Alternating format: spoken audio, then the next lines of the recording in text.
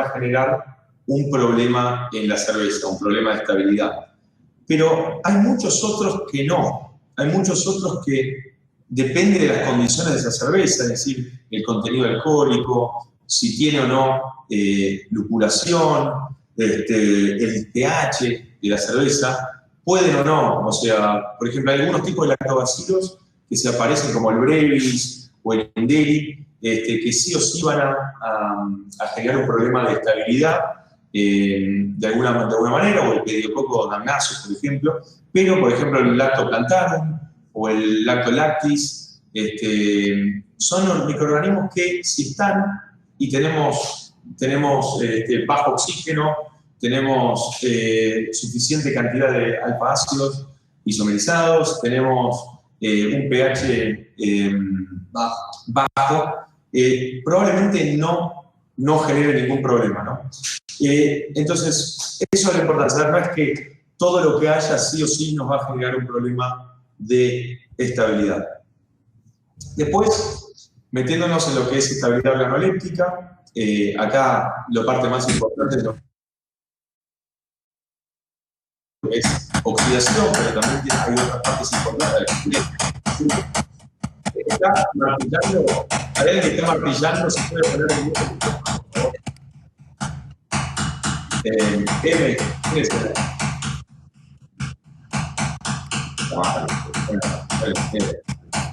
Martín.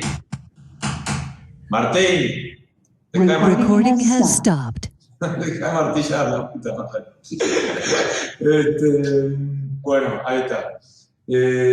Entonces, tenemos temas que tienen que ver con la oxidación, pero también, bastante importante también, las reacciones con los materiales de empaque, más pensando en todo lo que tiene que ver en algo que es un mundo bastante nuevo o con mucho por explorar, especialmente en un mercado como el nuestro, donde el 90 y pico % nos dedicábamos en su gran mayoría a barriles.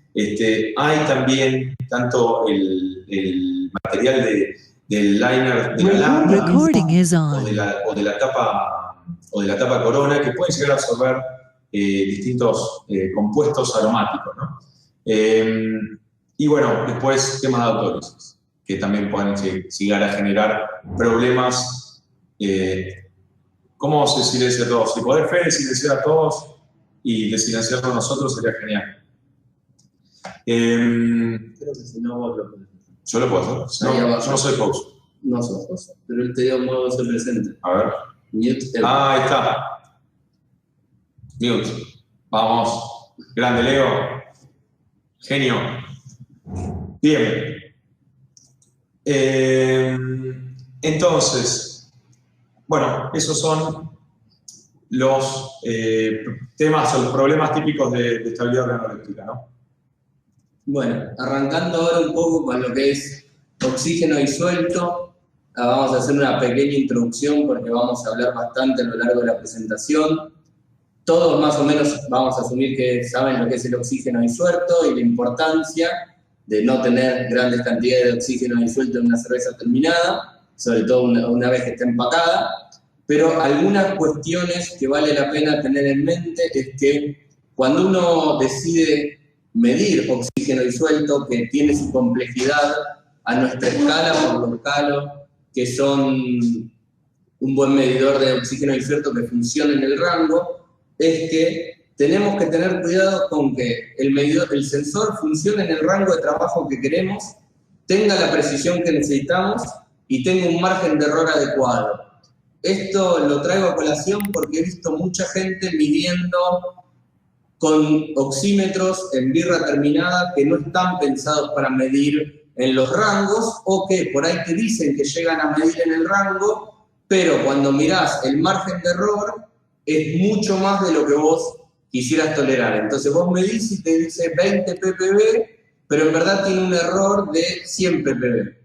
Entonces no te sirve esa medición. No podés confiar en esa medición, porque el margen de error es muy grande para lo que vos querés.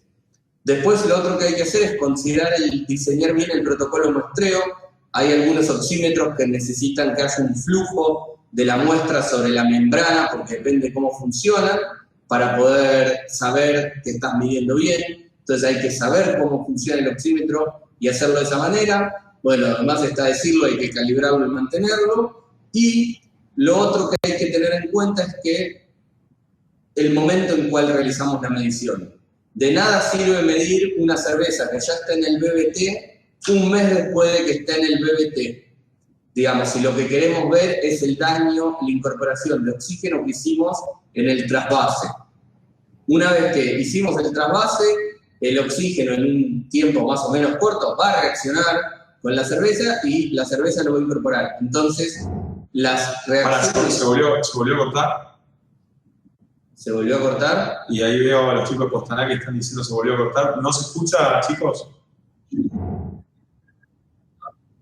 Listo. Perfecto, buenísimo. Seguimos entonces. Entonces, nada, como decía, hay que hacer la medición en el momento correcto, porque si no, lo que estamos es, el oxígeno está reaccionando con componentes y no estamos midiendo lo que queríamos medir.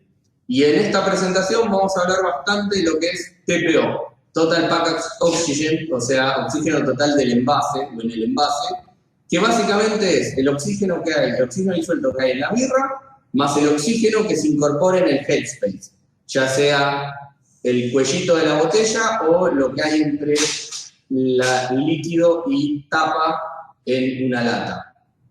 Eso básicamente tenemos, o bien lo podemos medir con equipos especializados que perforan la lata o perforan el crown cap de la botella y hacen la medición y pueden medir las dos cosas, o uno lo que puede hacer es tomar una medida sin agitar y una medida agitando con un protocolo que esté establecido y en base a esos dos valores calcular el TPO. Para eso existen unas cuentitas que, bueno, otro día les podemos mandar información al respecto para poder estimarlo en base al tipo de envase que tenemos. Entonces ahí lo importante es saber hasta el nivel de llenado, la capacidad de nuestro envase y algunas cuestiones más. Pero se saca por una cuenta. Entonces... También sí, con respecto a lo que decía Lean sobre usar el instrumento debido, porque hay varios pHímetros, por ejemplo, que tienen también pHímetros que tienen, como también dicen que pueden medir oxígeno disuelto y todo eso. Para medir ese oxígeno disuelto en una birra, eso no sirve. O sea, final no. Eso sirve, muchos de esos, o sea, los equipos que salen menos de $1000, en general sirven para medir en ppm. Están buenos para ver que la oxigenación que estamos haciendo del mosto después de que sale del placas y antes de empezar a fermentar, estemos bien. No estemos ni sub ni sobreoxigenando. Para eso funcionan bien. Funcionan en el rango que necesitamos, con la precisión que necesitamos, con un error tolerable. Ahora, no sirven para medir producto final. Los equipos para medir producto final, los más baratos, arrancan arriba de los $5000. Sí, los más baratos. Los más baratos, sí, por eso. Leo quiere decir algo. A ver, ¿cómo hago para...? Si no, que escriba. Si querés escribir, si es para algo más largo. ¿Ahí me escuchan? Sí. No, hay una duda que no me quedó clara, o por ahí no entendí y por ahí todavía no lo hablaron. En el momento en que vamos al trasvase al producto final, sea lata o botella, ¿en qué momento yo hago la medición de oxígeno disuelto? No me queda claro eso. En ese envase lo deberías hacer ni bien terminaste el llenado. O sea, vos deberías ir tomando con un protocolo de muestreo a lo largo de tu batch to run de envasado y vas sacando muestreos cada tanto tiempo para ir viendo cómo viene funcionando tu máquina y vas midiendo esas latas o esas botellas. Y las medís en el momento.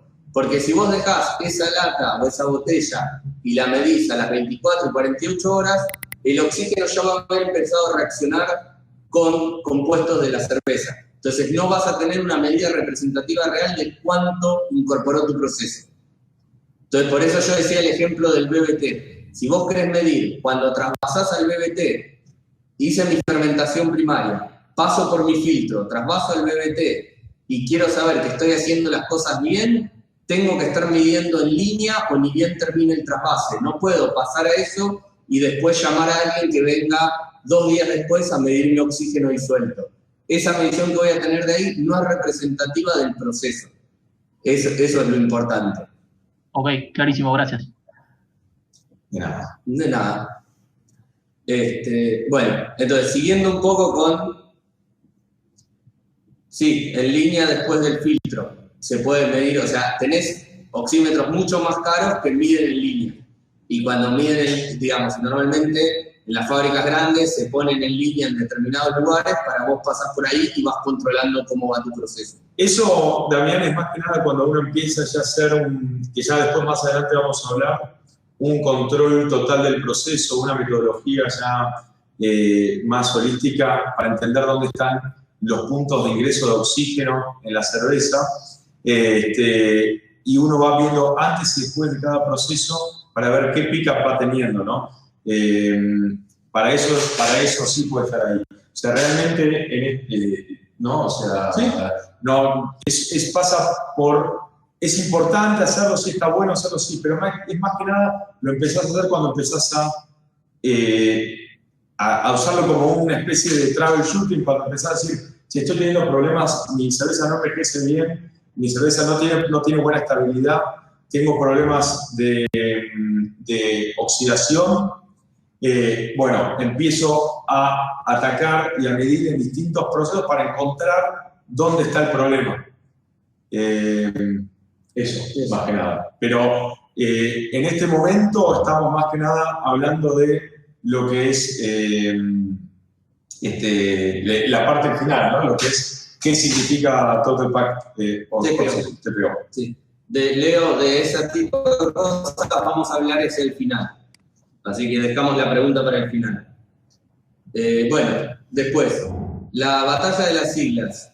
La idea acá, digamos, es un poco contar, por ejemplo, con todo el interés en cervezas lupuladas, contar algunas experiencias que hay en la relación entre oxígeno disuelto y cervezas lupuladas. Básicamente hay un trabajo del 2019 donde se hizo un dry hop a razón de 300 gramos por hectolitro, o sea, un buen nivel de dry hop, y agarraron y se hizo la misma cerveza, se lo dividió en 4 pequeños, en 4 barriles, y se adicionó oxígeno en 4 niveles distintos, bajo, moderado, medio y alto. Ahí tienen las cantidades para intentar ver cómo envejecían estas cervezas. Después lo que se hizo es, se almacenó a 2 temperaturas, la cerveza en frío se almacenó a 3 grados y la en caliente se almacenó a 30 grados, entonces, y se los almacenó por un periodo de 14 días. Entonces la idea era un poco ver qué efecto tenía el oxígeno sobre las cervezas, ¿no? Acá tenemos el PCA, que es un estilo de gráfico que básicamente lo que te hace es, te permite cuando tenés un montón de variables distintas a elaborar, agarrás y condensás varias variables sobre el mismo eje, y esos ejes, cada uno de esos ejes, si ven, uno tiene un porcentaje, uno dice 69.49 y el otro 10.53, eso quiere decir que esas 2 ejes están en total representando la suma, explican en porcentaje la suma de ese problema, digamos, de las cosas que tienen un impacto sobre ese problema. Entonces es una manera, cuando tenés un análisis multivariable, de poder graficarlo, porque si no tendrías que hacer un gráfico en 5 o 6 dimensiones que tristemente no lo podemos entender.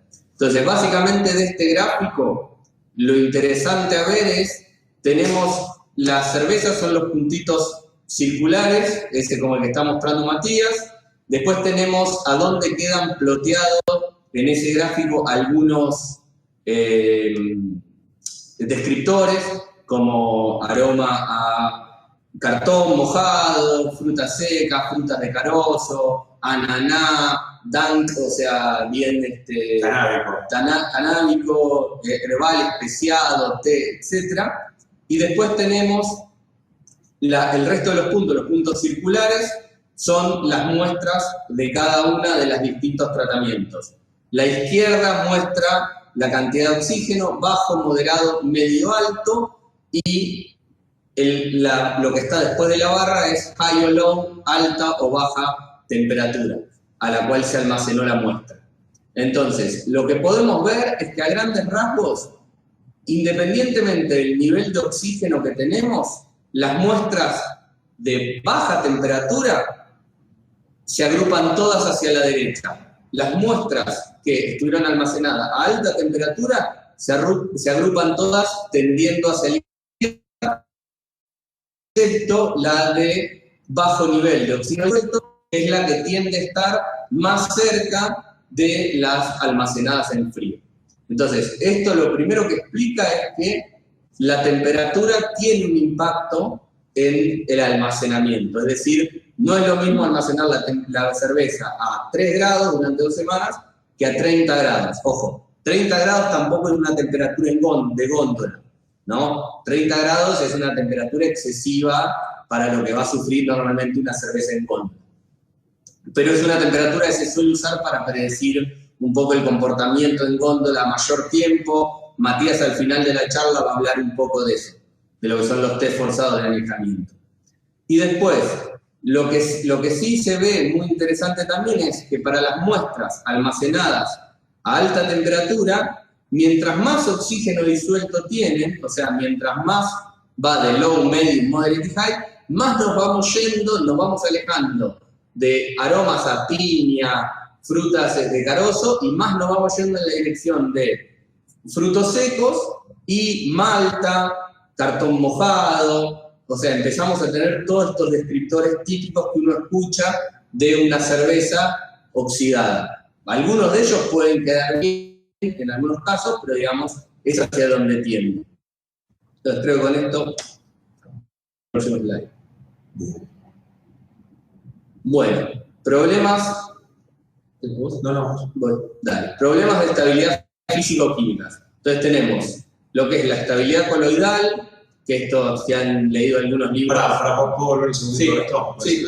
Justo me acordé de algo que quería decir al principio. Sí. O sea, básicamente, lo que demuestra algo, esto es, se puede, es mejor si almacenar a baja temperatura, pero si no tenés la posibilidad de almacenar a baja temperatura, también puede estar no tan mal si tenés bajo nivel de oxígeno disuelto.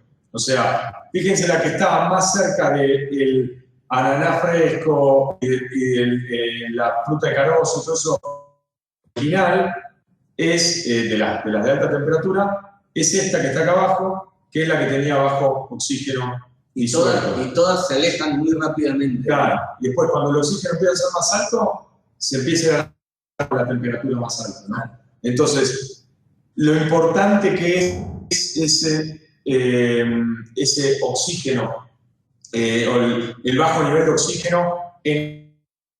Exactamente. Bueno, pasando a estabilidad físico-química. Acá entra la estabilidad coloidal, que es lo podemos dividir en la chill haze y permanent haze, o turbidez permanente. El chill haze es la turbidez reversible que se forma cuando enfriamos una cerveza a 0 grados, normalmente se mide ahí. Son pequeños flóculos que se arman, que normalmente la manera que hacen las cervezas industriales, y los vinos también sufren de esto, de manejarlo, es uno baja la temperatura, espera que se dé y lo saca por precipitado o por filtrado. Después tenés la turbidez permanente, que va a depender de tus materias primas. No vamos a entrar mucho en esto. Después tenés lo que es la levadura en suspensión, que te va a dar flóculos. Nuevamente, eso puede terminar precipitando en el fondo del envase una vez envasado.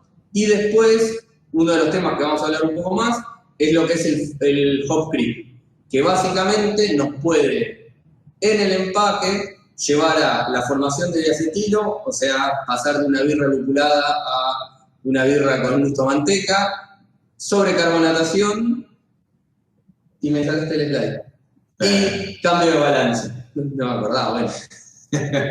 Bueno, entonces, un poco, ¿qué es el hop creep? La manera de definirlo es básicamente que, posterior al dry hop, lo que ocurre es un cambio del espectro de azúcares residuales. Ya ocurrió la fermentación, la leva se comió todo lo que se podía comer, atenuó, se fue a dormir y lupulamos, y lo que vemos es que empezamos a tener distinta cantidad de azúcares residuales, la distribución, perdón, de los azúcares residuales es distinta a la que teníamos originalmente. Las destrinas son de cadenas de otra forma, etcétera, etcétera. ¿Qué consecuencia tiene esto? Y si estamos todavía en presencia de levadura, cuando esto ocurre, la levadura va a empezar a comerse las pequeñas azúcares nuevas fermentecibles generadas, lo que va a hacer una reducción de la densidad que no habíamos contemplado, y va a subir el alcohol, el nivel de alcohol, va a generarse gasificación, que obviamente si esto ocurre en un producto envasado, lo que va a suceder es que ese cambio de ese gas no va a tener a dónde ir y vamos a estar pudiendo llevar a botellas que pueden explotar, a latas que pueden... Más que nada sobre carbonatación. Sí, pero igual depende cuán extremo. Sí. En Estados Unidos la otra vez hubo un recall por el riesgo de que botellas exploten. Sí. O sea, hay que tener cuidado, digamos. Sobre todo con la botella, las latas se rompen, pero no... Es difícil que te mate una lata, pero una botella puede no ser muy divertido si explota. Y después, bueno, el potencial de generar diacetilo, porque la levadura vuelve a trabajar, genera diacetilo y de golpe nos encontramos con diacetilo en una birra que ya había pasado por su descanso de diacetilo. Entonces, básicamente acá voy a contar muy rápido el primer trabajo que habló de hop creep, que ahí falta la referencia, perdón. De verdad, el primer trabajo que habló de hop creep fue en 1880 y pico. Pero bueno, después el mundo se olvidó que esto existía hasta que volvimos a lupular. Claro, porque por mucho tiempo el mundo pasó a ser birras macro lagers, con poco lúpulo, con poco dry hop, y no era algo que importaba en serio, y en los últimos años se empezó a tomar mucho más. Sí, y además se bajó la temperatura. En los últimos años hubo mucho trabajo por parte de muchos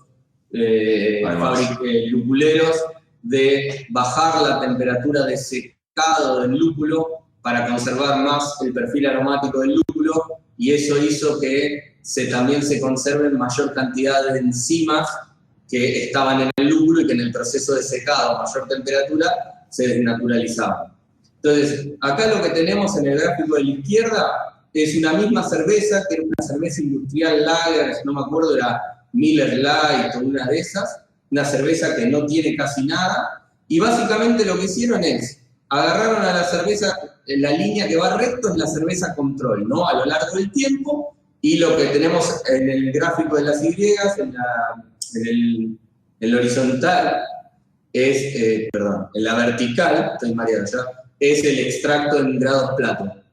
Entonces, básicamente lo que hicieron es, agregaron levadura a un ejemplar y vieron que la levadura todavía podía seguirse comiendo un poco la de abajo, la línea de esa. Que la levadura sola un poquito se podía comer, o sea que había algunos azúcares residuales fermentecibles. Se le agregó lúpulo, a un ejemplar se le agregó solo lúpulo, que es el que vemos por arriba, y lo que vemos es que la densidad subió. Es decir, que los lúpulos aportaron azúcares, y el último vemos lo que ocurre al agregar lúpulos y levadura, y ahí donde vemos es que hay una gran diferencia en fermentación, es decir, la levadura trabaja y baja un montón con respecto a lo que trabajó cuando solo agregamos levadura. O solo lúpulo. Bueno, el otro subió. Porque no tenía cómo fermentar, digamos, porque no estaba filtrado estéril esta cerveza. Entonces, lo que muestra esto es que el lúpulo, por un lado, aporta azúcares fermentecibles, por otro lado, trae enzimas que convierten las destrinas que quedaron en la cerveza en azúcares fermentecibles que la levadura se los morfa. Entonces, se produce alcohol y baja la densidad de la birra. A la derecha vemos otro grafiquito muy lindo, no voy a entrar en detalle en todas las líneas, pero básicamente lo que muestra es la concentración de diacetilo. Y lo que vemos es que cuando se agrega lúpulo, pero no hay levadura, no pasa nada, la concentración de acetilo se mantiene estable. Sin embargo, en los dos casos, el verde oscuro y el rojo oscuro, cuando se agregan lúpulo y levadura, vemos picos de diacetilo. Y como ven, por ejemplo, en el verde, tarda muchísimo en volver a bajar a los niveles anteriores, y el rojo también tarda. Entonces, y eso es en tanque. Si nosotros este fenómeno se nos da en la lata, puede ser que el cliente termine tomándose una birra que tiene un nivel de acetilo que no era el que nosotros buscábamos en esa cerveza. Y la birra ya había pasado su descanso de acetilo. Con lo cual, nada, tiene una... Había pasado su descanso y el release de Y el acetilo. release de acetilo, claro. Sí. Bien. Bueno, y cabe aclarar que cuando hablas de filtrado, decir que una cerveza no tiene levadura para estos ensayos, significa que fue filtrado estéril. No es el mismo filtrado que hacemos o que hacen acá. Nosotros en Dodigo no tenemos filtro, pero que se hace acá en la industria artesanal, digamos, ¿no? O sea, no es ese tipo de filtrado de placas o de tierras o ninguno de ese tipo de filtros, sino estamos hablando de un filtro estéril que saca mucho más. Claro, porque ahí lo que estamos buscando es como control no tener presencia de levadura para que si cambia el perfil de la cerveza no se ocurra el cambio por la levadura, digamos. Entonces, para poder analizar las variables. Bueno, y acá nos vamos a meter porque este fue un problema muy grave para Stoneham Wood, para en el norte de New South Wales, en Australia, y ellos tuvieron un problema muy grande. Ellos son los inventores de la Pacific Ale, la Pacific Ale original o la Modern Australian Pale Ale, que usaba una cantidad bastante de Galaxy, tanto en dry hop como en Whirlpool, y tenía doble, triple dry hop. Y veían que empezaban a tener problemas de cervezas que volvían del mercado con niveles de acetilo más altos, con sobrecarbonatación, con alcohol que no estaba dentro de los parámetros legales, es decir, que en Australia es mucho más estricto el nivel de tolerancia de lo que puedes tener en botella que lo que podés tener que lo que dice la etiqueta. Es decir, que miden el líquido y hay una diferencia de más del 3% y estás, especialmente cuando es para arriba, estás en contra de la ley. Entonces estás en falta. Entonces te multan. Entonces empezaron a venir cervezas sobrecarbonatadas con más nivel de agave Recording is on. del que tenían, y además con diacetilo. Entonces se pusieron a investigar bastante fuerte en este tema porque empezaba a ser un problema cada vez más y más fuerte. Y lo que encontraron, entonces mandaron a analizar los lúpulos. Esto no pasa solo con el Galaxy, este es un ejemplo, ¿no? Pero mandaron a investigar los lúpulos que tenían y a ver los niveles enzimáticos, ¿no? Entonces encontraron que tenía, por ejemplo, 0.25 ppm de alfa-milasa, tenía 0.49 de beta-milasa, que acá, para poner en comparación, es el nivel que tiene una malta, por ejemplo, de esas mismas enzimas, o sea, mucho menor, pero además tenía también adentro de sus enzimas que incluía límite de estrinasa y amiloglucosidasa.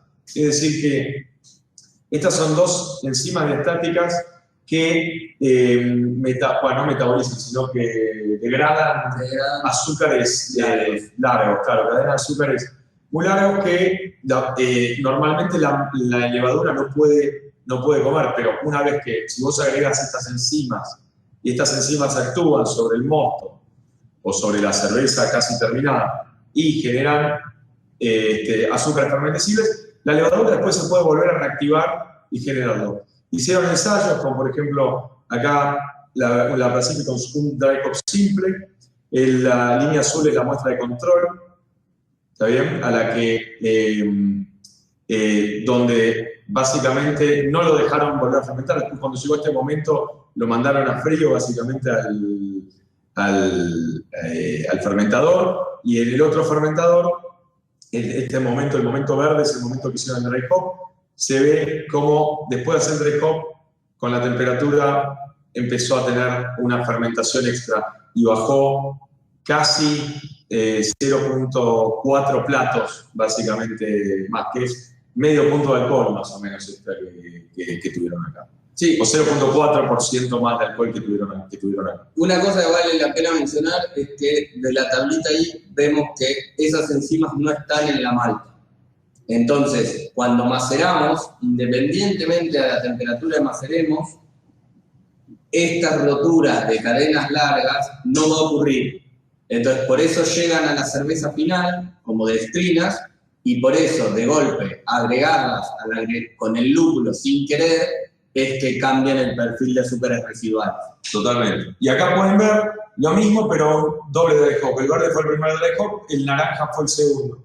Como incluso cuando entra el segundo, sigue bajando incluso más, ¿no? O sea, acá se va a casi 0.8% de ABV más alto, o sea, de alcohol, lo cual lo dejaba re fuera del marco legal.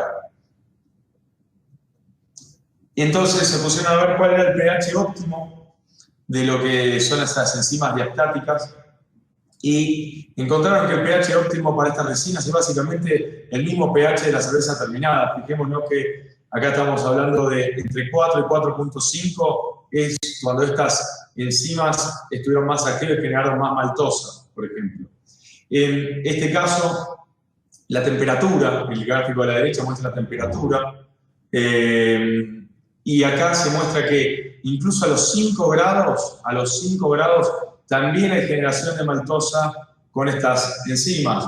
A los 10 incluso mayor, pero a los 10 empieza a ser importante lo que se empieza a generar de maltosa y hasta un poquito de glucosa. Entonces, todo esto son azúcares que no estaban antes, que son fermentables, y si la levadura está en suspensión o todavía en contacto con la cerveza, va a volver a fermentar. Ahora, ¿cuál es la clave? Que toda esta refermentación se produzca en el fermentador y no en la botella. Porque si hacemos esto y esto pasa en el fermentador, listo, no hay problema. No pasa nada. Va a volver a tener un vigor nuevo, va a volver a fermentar, va a hacer lo que va a hacer, pero no pasa nada. Ahora, si esto pasa en botella, tenemos todos azúcares nuevos que van a generar ese nivel de alcohol extra, ese potencial de acetilo extra y esa sobrecarbonatación extra. Es muy importante a nivel de estabilidad, ¿no? Acá este gráfico es un gráfico de un HPLC donde muestran los distintos picos, son los distintos azúcares y podemos ver cómo el azul que pasa por acá abajo es la cerveza sola, sin nada, el rojo es con un dry hop de 5 gramos por litro y el verde con 1,25, esto es en el momento del dry hop.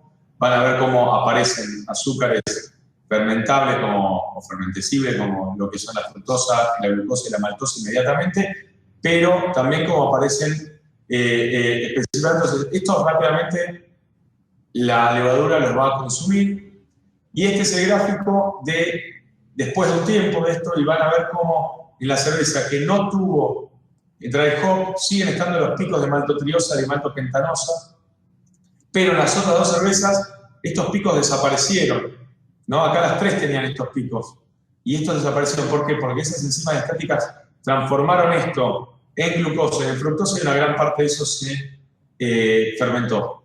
Entonces, nada, para tener en cuenta, para que vean gráficamente o específicamente cómo se produce este fenómeno de hop creep y por qué es importante para la estabilidad de la cerveza atacarlo, ¿no? O hacer algo, mitigarlo, manejarlo. Hay manera de manejarlo, ahora en un ratito lo vamos a ver. Leo, 5 lujos, ¿tenés una consulta? Dale. Abrí el micrófono y preguntar. Sí, por ahí me estoy yendo un poco de tema, pero cuando recién hablaban del hop creep, de estas enzimas que tiene el lúpulo que no están en la malta y que generan transformación de cadenas más largas a azúcar fermentecibles, lo que se me ocurrió pensar si fuera posible, y Leandro, vos decías que esto no pasa con la malta porque no tiene esas enzimas. Lo que se me ocurrió pensar es si nosotros para cervezas de alta densidad. Si nosotros, no sé si existe, pero si nosotros pudiéramos agregar esas enzimas en el macerado, pues tendríamos azúcares mayores a las que comúnmente hoy obtenemos y por ende con menor malta podríamos acceder a birras de mayor densidad. Lo que no sé si esas enzimas existen para agregarse en el macerado, ¿no? Sí, a ver, esas enzimas son las que se usan para hacer una brutipa, por ejemplo, ¿no? También se usan a veces en las Russian Imperial Stout, pero digamos, su uso más común suele ser en las brutipas. Lo que te va a pasar es que si vos usas esas enzimas en el macerado, vas a obtener el mismo efecto que acá. Es decir, vas a tener más azúcares que la levadura puede fermentar. Ahora, eso va a cambiar tu perfil de la cerveza, porque esos azúcares son los que después te aportaban cuerpo y todo eso. Entonces, no es que no lo puedas hacer, pero no vas a lograr el mismo producto. ¿Se entiende? El nivel enzimático que está en los lúpulos es muy bajo, ¿no? De estas enzimas no es que es altísimo, como vieron en este gráfico de acá, en esta tabla de acá, estamos hablando de niveles bajos, entonces no es lo mismo que si vos le agregás probablemente este pico desaparezca del todo, o sea, toda esta cola normalmente, sí, mucho más de toda esta cola que hay acá atrás va a terminar de desaparecer y vos te vas a quedar con una cerveza con muy poco cuerpo final. De vuelta, para algunos estilos es algo buscado, pero no es algo que es para todos, ¿no? La idea es lograr el mismo sabor a lo que tenés ahora, nada, teniendo en cuenta que esto no te pase en la botella. Eso es lo único que queremos evitar, es porque también hay alguna fábrica que tal vez no es que esto no le pase, sino que le está pasando en el fermentador, pero de golpe porque tiene que correr la producción, esto y lo otro. En un caso no le hicieron o no le dejaron el tiempo que sea en el fermentador a las condiciones que tenía que estar en el fermentador para que ocurra en el fermentador y después termina pasando en la botella y terminas teniendo los problemas que estábamos hablando de la botella antes, ¿no? Igual a lo que iba Leo específicamente en birras de alta densidad, en algunas, yo lo he visto usar mucho en Russian Imperial Stout, pero cuando haces birras muy alta densidad, donde el cuerpo excesivo que tienen las torna demasiado empalagosas y vos querés una birra más alcohólica, pero sin ese cuerpo tan pesado. Pero es un trade-off, o sea, lo que ganás por un lado lo perdés de otro. No es que lo podés usar para ahorrar en malta. Ok. Digamos. ¿Puedo agregar una más? Sí. En esto último que decías vos, Matías, recién, de que esto nos pase en el fermentador y no en botella, si nos pasa en el fermentador no es un problema. Pero eso si nosotros estamos en una etapa temprana de la fermentación, entiendo. Si yo estoy haciendo un dry hop, no sé, faltando 10 puntos para terminar la fermentación, o directamente hago un dry hop en frío, no va a tener, si me genera diacetilo, no va a tener la posibilidad de reabsorberse ese diacetilo justamente. ¿O estoy mal en lo que estoy entendiendo?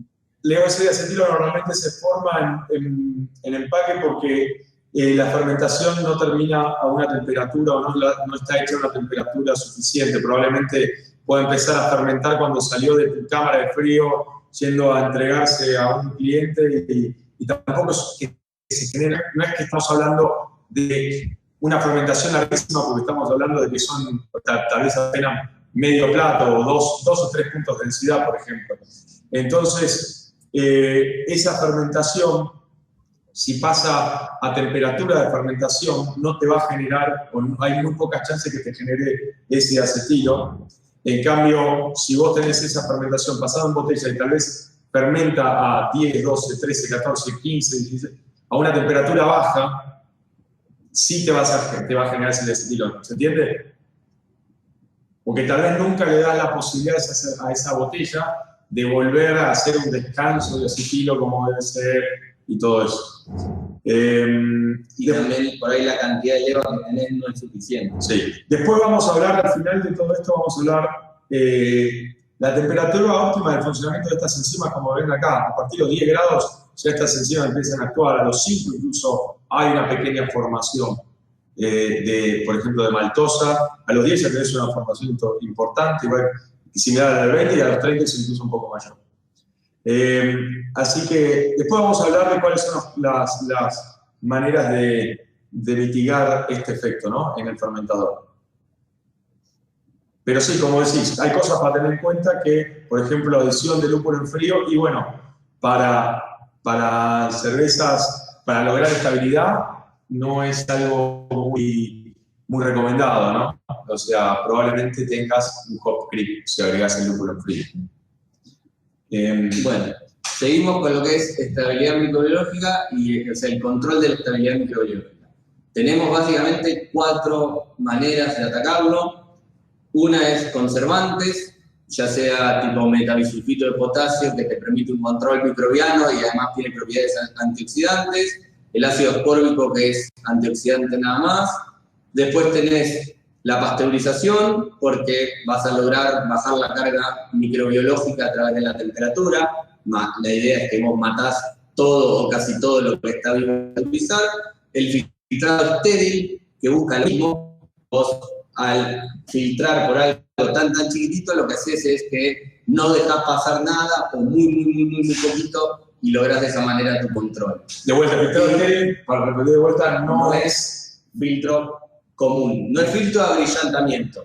Lo que nosotros hacemos en la mayoría de las fábricas artesanales es lo que es el filtrado de abrillantamiento. Vos lo que buscás ahí es que tu cerveza sea más translúcida, digamos, cuestiones relacionadas con la presentación. El filtro estéril es un filtrado aún más intenso, es decir, con un tamaño de poro más chiquito, y ahí la idea es que no dejamos pasar ni levas, ni bacterias, ni nada, o en bajísima cantidad. Y por último, la cuarta forma de atacar esto es con mejores prácticas de proceso, que eso vamos a ver que es como el hilo de toda esta charla y es lo que vamos a entrar en detalle al final. Por eso lo vamos como pateando.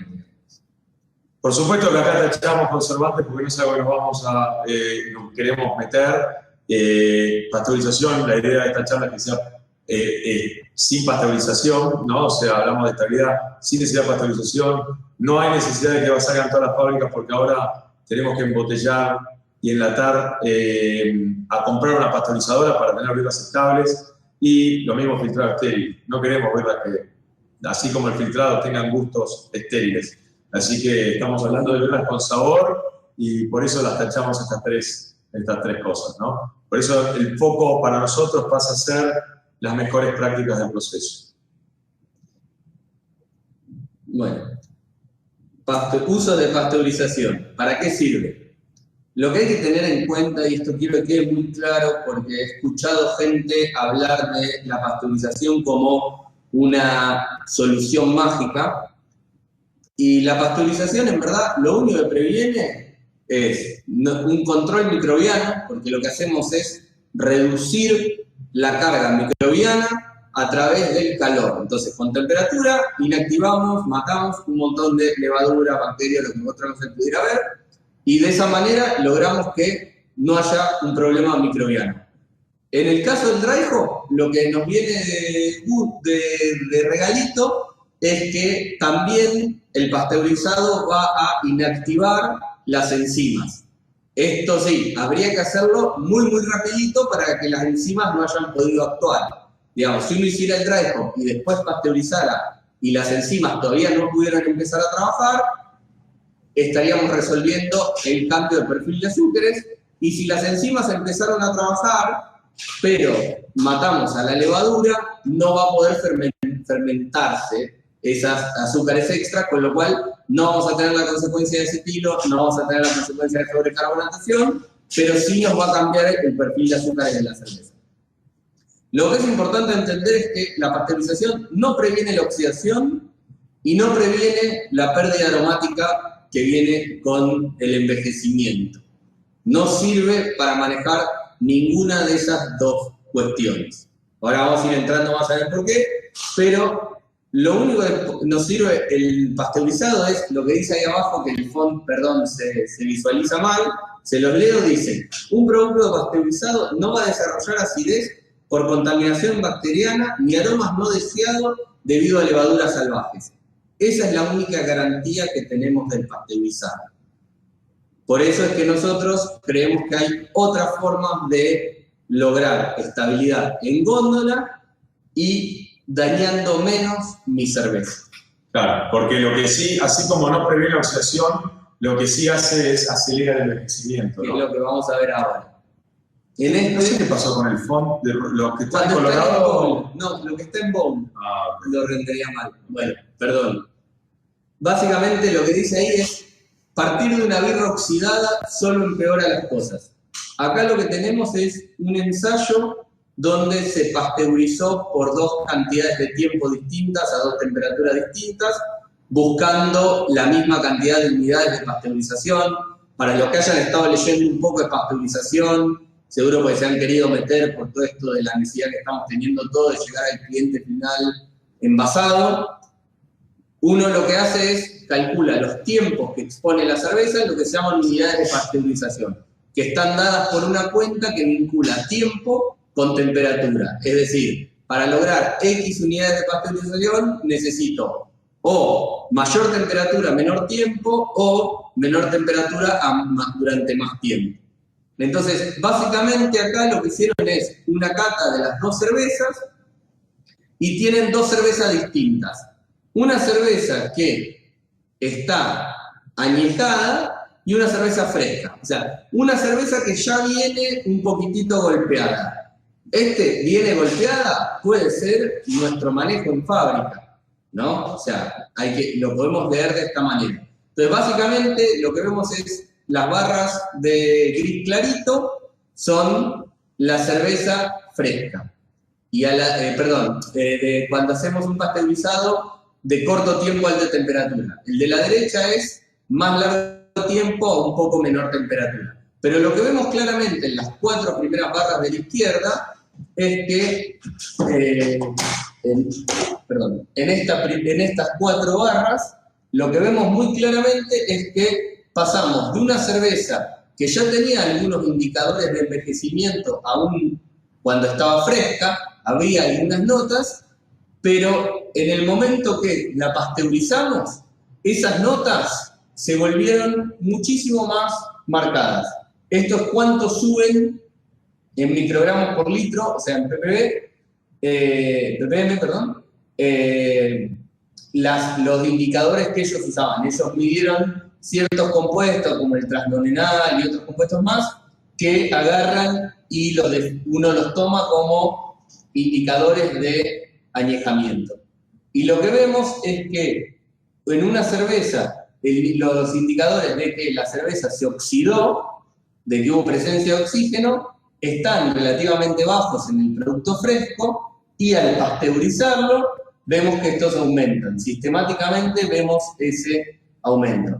Entonces, es interesante ver cómo, si ya partimos de una cerveza que no está en condiciones óptimas, lo que buscamos a través de la pasteurización, que es mejorar la estabilidad microbiana, nos tiene como correlación negativa que nuestra cerveza se ve inmediatamente golpeada. Quizás acá era donde iba a llegar la cerveza naturalmente en 1 mes, 2 meses, 3 meses de góndola. Bueno, ese delta lo logramos en minutos de pasar de una punta a la otra punta del túnel de pasteurizado o del pasteurizador flash. Entonces, eso es como lo importante. Entonces, por esto, principalmente por esto, que nosotros no creemos en la pasteurización como una solución o la solución para obtener estabilidad en góndola. Me fui para el otro. Bueno, cuando metieron lo que es el control de la estabilidad organoléptica, también lo mismo. No nos vamos a meter mucho en lo que es antioxidantes, metales antioxidantes como metilsulfito o ascórbico, pero sí nos vamos a meter en lo que es la selección que para poder controlarla tenemos que seleccionar materiales de packaging. Se vuelve selectando. Apropiados, básicamente. Hay experiencias que demuestran que todos los materiales del liner, tanto de las latas como de las tapitas, ya lo vamos a ver un poquito más adelante, absorben compuestos de sabor y aroma, o sea, compuestos organolépticos de la cerveza. Hay que seleccionar hay que ver, hay que asegurarnos que estemos usando los materiales correctos, ¿no? O sea, los más adecuados para nuestra cerveza. Y bueno, y también de vuelta, volvemos a lo mismo. Lo más importante va a ser para la estabilidad organoléptica, es decir, para bajar lo que es la oxidación, usar mejores prácticas de elaboración. Ahora al final, en un par de slides, nos vamos a meter fuerte en todo lo que es cuáles son las mejores prácticas de elaboración para el control de la estabilidad organoléptica y el control de estabilidad microbiana. Y de la físico-química, el control de la físico-química, por ejemplo, algo que se puede hacer que no está tan mal visto en la industria artesanal, tanto de Australia como en Estados Unidos se usan, es la adición de algunos agentes precipitantes, por ejemplo, taninos gálicos, que son unos taninos extraídos naturalmente de madera, de roble, que se pueden usar en el Imagine Herbor. Por ejemplo, un ejemplo de esto es el Grutan B, el Galo Gru de AEB. El Grutan B lo vende Ajinomoto en Estados Unidos, pero con White Labs. Sí. ¿Y qué hace esto? Hacen flocular polifenoles, que hay un trabajo de ARS en el 2003 que demuestra que estos polifenoles que floculan estos taninos son los que tienen tendencia a oxidarse, son uno de los compuestos que se oxidan y pueden después traer problemas de estabilidad físico-química, es decir, de flóculos y de haze permanente y todo eso. También se pueden usar enzimas para estabilizar, es decir, enzimas proteolíticas que ayudan a estabilizar lo mismo, los polifenoles y las proteínas que después pueden llegar a flocular y tener un problema. ¿Qué otros formas tenemos de solucionar la estabilidad físico-química? Bueno, adición de agentes absorbentes, el PVPP, el sílica gel y un montón de otros agentes. Gelatina. Que ahí se sumó alguien. Si podés sacarle la cámara, lo voy a sacar de acá. Ahí está.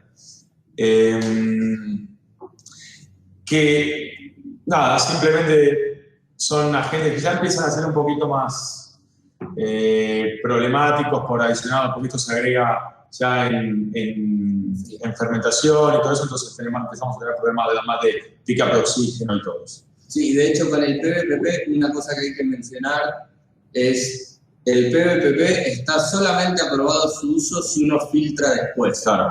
Y sin embargo yo lo he visto usar en muchas fábricas sin filtrar la birra después y vos podés tener cantidades residuales de PVPP en tu cerveza, que no vendría a ser lo ideal. No. Entonces, muchos de estos agentes a veces nos imponen restricciones o procesos adicionales o restricciones sobre nuestros procesos. Exacto. Y bueno, y después el filtrado, no es que somos anti-filtro, yo personalmente no filtro, no es que digo que el que filtra es un hereje ni nada por el estilo. Hace tiempo ya decidí no hacer comentarios como ese. Pero sí es un punto donde podemos llegar a tener un pick-up de oxígeno. Y la idea de la charla de hoy era que hablemos de que se puede lograr sin filtrar y sin pasteurizar una estabilidad buena en góndola, ¿no? Entonces, nos empezamos a meter en cuáles son las mejores prácticas de elaboración para combatir, por ejemplo, el hop creep de esta estabilidad físico-química. Para combatir el hop creep, la clave pasa por cuál es el momento óptimo del agregado del dry hop.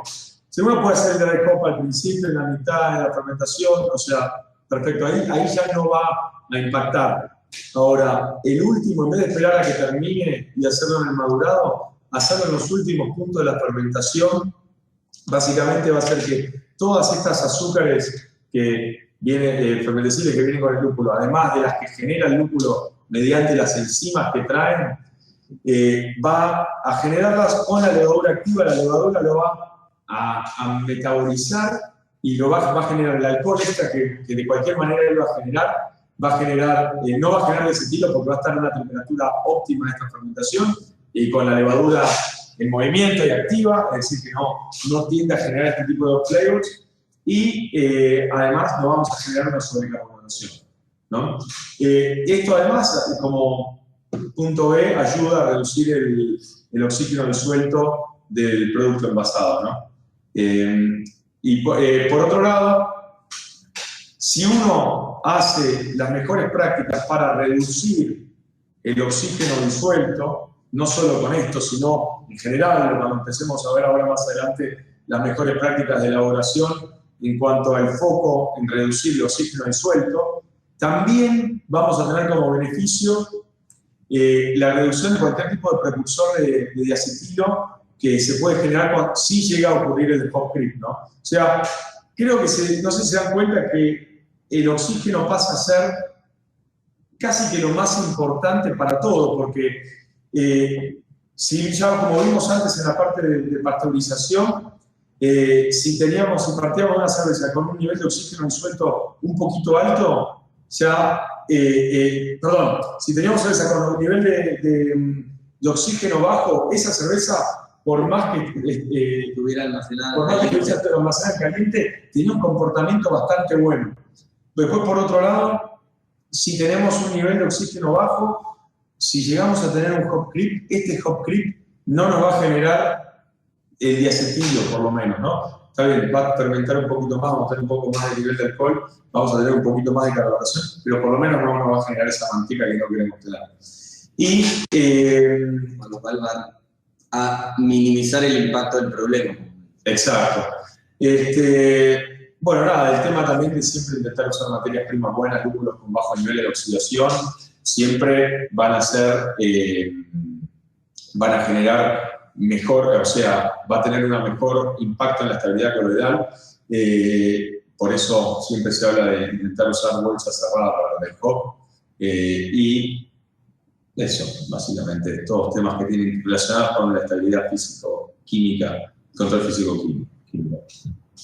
Bueno, ahora un poco hablando de dry hop y filtrado. Matías dice que no cree que la gente se deje, yo tampoco. Lo que sí me parece que vale la pena hablar es que el filtro sea una decisión consciente.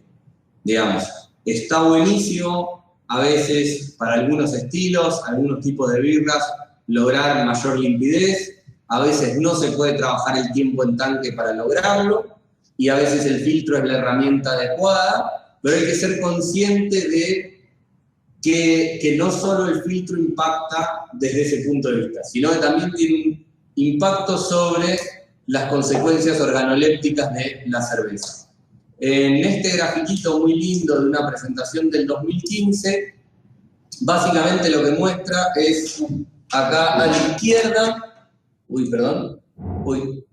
un filtro, el Becopad es un filtro de placas, y esto es un filtro de profundidad con tierras ¿cómo se dice? De atomeas. Con tierras de atomeas, y entonces básicamente acá lo que vemos es, acá dónde empezó la birra para cada uno de estos compuestos. Como ven, hay compuestos bastante importantes en el impacto aromático, el mirceno, el linalol, el alfa-terpeñol, y como vemos en todos bajan y después se estabilizan. Estas son la cantidad de litros que pasaron por el filtro.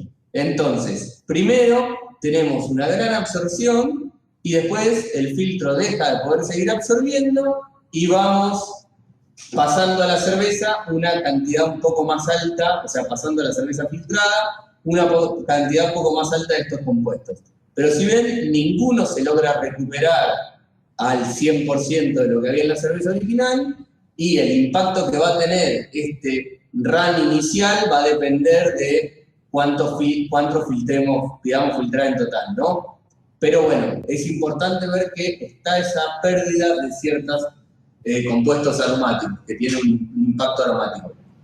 Entonces, básicamente lo que vemos es que mientras sean compuestos con menor polaridad, van a tener mayor absorción, o sea, compuestos más volátiles, como el mirceno, porque tiene baja polaridad, así como desaparecen rápido en el hervor, y por eso tenemos que usar el dry hop para obtener birras con alto contenido en mirceno. Al filtrar, desde las primeras cosas que se va.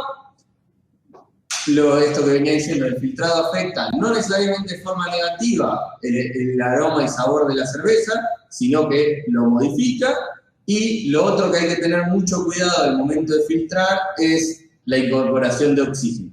Porque si estamos filtrando e incorporamos oxígeno, ahí sí estamos teniendo un problema a futuro, porque mientras más oxígeno disuelto tenemos en la cerveza, más rápido va a ser el envejecimiento, más rápido vamos a tener un montón de aromas no deseados, peor va a ser la pasteurización si pasteurizamos, etcétera, etcétera, etcétera.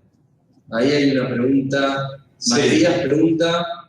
Recién en la presentación hablaba de tiempos de hervor a temperatura de pitching. Eso se contradice con hops tan largos. Bueno, hops tan largos es un tema bastante controversial, Matías. No refiero a esto. Realmente, el estudio en el que se basa el tema de los hops tan largos está hecho de una manera no muy científica, ¿no? Porque está hablando, mezcla un montón de fábricas que tienen distintas aguas, usan distintas levaduras. Entonces, no sé, a nivel, ¿cómo decirlo?, académico, ese ensayo que dice que el hops tan da algo mejor, no tiene mucho sustento. Por otro lado, pues la mayoría de todos estos compuestos se absorben rápido. Por otro lado, cuando hablamos de un hops tan, tenemos que hablar del momento que se hace la adición hasta que toda tu cerveza esté en el fermentador. He visto muchos casos acá en Argentina de gente que está dejando 2 horas, o sea, agrega el lúpulo en el whirlpool 1 a 2 horas y después recién empieza a trabajar. El experimento que se hizo en Estados Unidos sobre esto, que tiene mucho, está muy cuestionado a nivel académico, básicamente habla de 60 o 90 minutos, pero 60 o 90 minutos desde que se agregó el lúpulo hasta que el último litro de la cerveza estaba en el fermentador. ¿Está bien? Así que tener en cuenta eso. Esto habla en el hervor igual, ¿no? Claro. Sí, se contradice con el constante. Uno debería hacerlo lo más rápido posible. El tema es que lo más rápido posible a nivel industrial, estamos hablando de, bueno, industrial, artesanal, industrial, estamos hablando de media hora, 40 minutos por lo menos, entre que haces el whirlpool, que tenés 10 minutos de bomba, después tenés 20 minutos por lo menos hasta que se calma todo, y después tenés media hora de pasaje, ya tenés 1 hora casi. Entonces, eso ya es tu hops tan. Igualmente lo que va apuntado acá es enfriado rápido desde que vos vas a entrar al placa, digamos. O sea, sí, vas a tener un impacto, pero digamos, el hops tan lo está manteniendo a alta temperatura, tiene otra cosa. Empezarías a tener más problemas, más que en un hops tan largo, si vos empezás a hacer impactos coloidales, si vos empezás a hacer un hops tan a temperaturas bajas. Entonces ahí empezás a poder tener problemas de estabilidad físico-química porque tenés distintas reacciones que se te van dando. O sea, empezás a tener interacciones que pueden causar haze. Bueno, seguimos. Entonces, esto ya está. Entonces está. Sí, control total de proceso. Bueno, acá la idea es hablar un poco de un enfoque moderno, o sea, usar una metodología que barra todos los puntos con el objetivo de lograr esta reducción microbiana sin pasteurizar y esta reducción de oxígeno, final. ¿Para qué? Para tener una gran estabilidad en el góndola. Yo para que se den, o sea, como ejemplo, nosotros, tanto en mi experiencia en Australia como la cerveza de acá, no filtrábamos ni pasteurizamos, tanto en Australia como acá, y nuestras cervezas en Australia duraban más o menos 6 meses en góndola, entre 6 y 9 meses. Acá sacamos una exportación, por ejemplo, de 2 lingos para Uruguay, la sacamos en noviembre del año pasado. Las cervezas no estuvieron guardadas en frío, estuvieron guardadas en un depósito que tenía temperatura controlada a 20 grados, es decir, que estuvieron a temperatura constante de 20 grados durante 6 meses. Hola.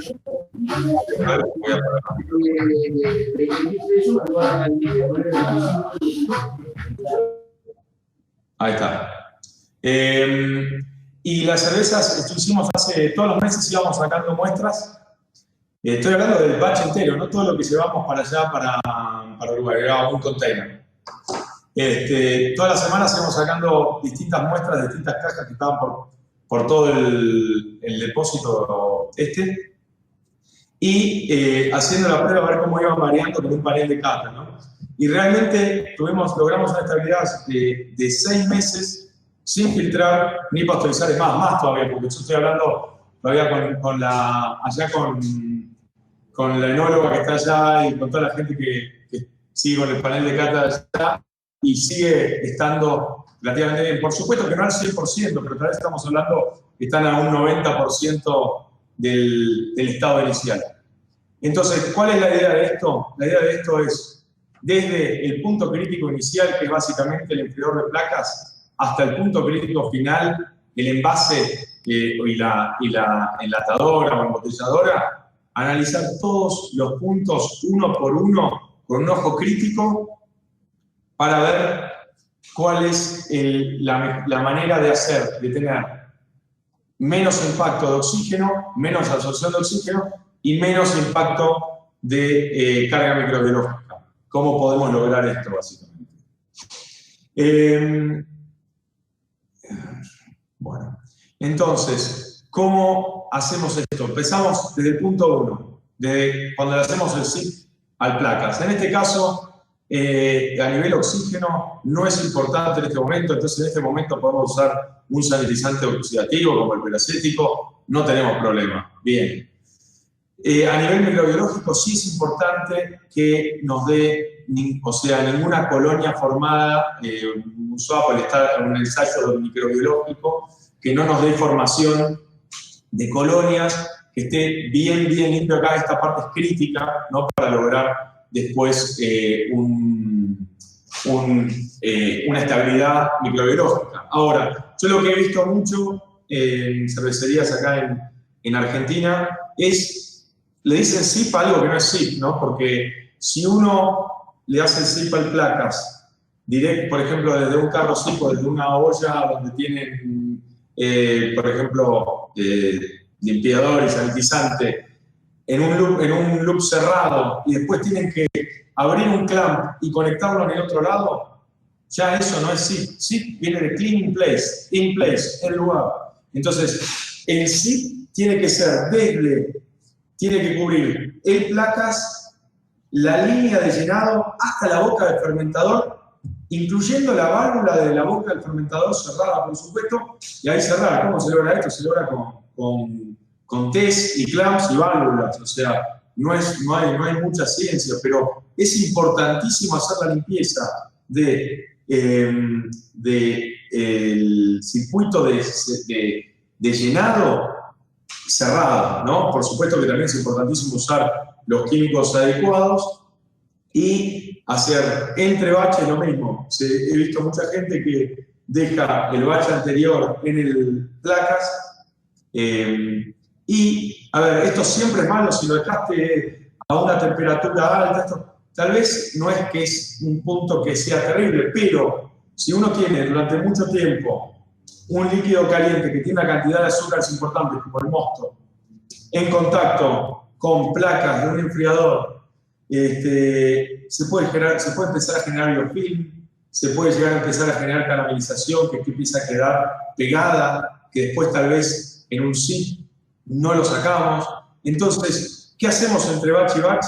Por lo menos, lo ideal sería hacer un SIP entero, pero por lo menos pasémosle agua a temperatura casi de hora contra corriente, dejémoslo, básicamente pasteuricemos el intercambiador de placas, dejémoslo lleno de un líquido como agua hervida o agua casi de temperatura de hervor, que no tiene azúcares residuales, que no tiene la capacidad de generar ese biofilm.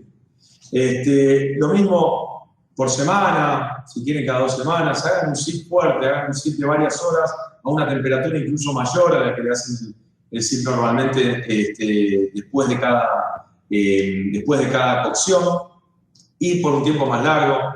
Una vez por año, abran esas placas, vean cómo están las puntas, vean cómo están las placas y todo eso. Lo mismo el SIP del fermentador, en ese caso el sanitizante oxidativo no es un problema. A ver cómo puedo hacer para que la pantalla muestre. Ahí está. No es un problema un sanitizante oxidativo ahí va a nivel oxígeno. Lo mismo, todos los puertos del fermentador hay que limpiar, o sea...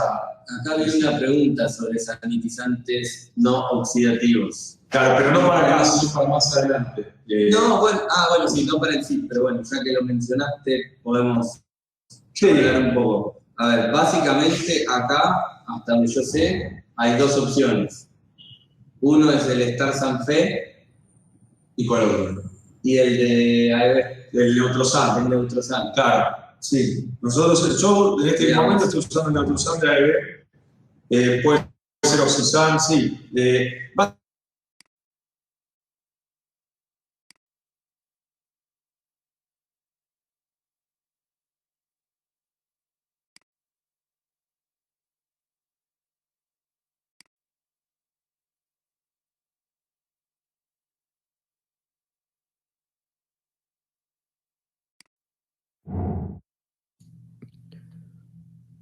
Hola chicos, no sé si me parece que los perdimos, ¿no? Ahí está. No, nos apareció alguien que decía Albano los mutó, así que Albano tocó y nos puso mute a nosotros. No sé hasta cuánto llegaron. Chicos, perdón, pero alguien interfirió en la presentación y no se está viendo nada. Estamos viendo la pantalla de otra persona. Correcto, sí.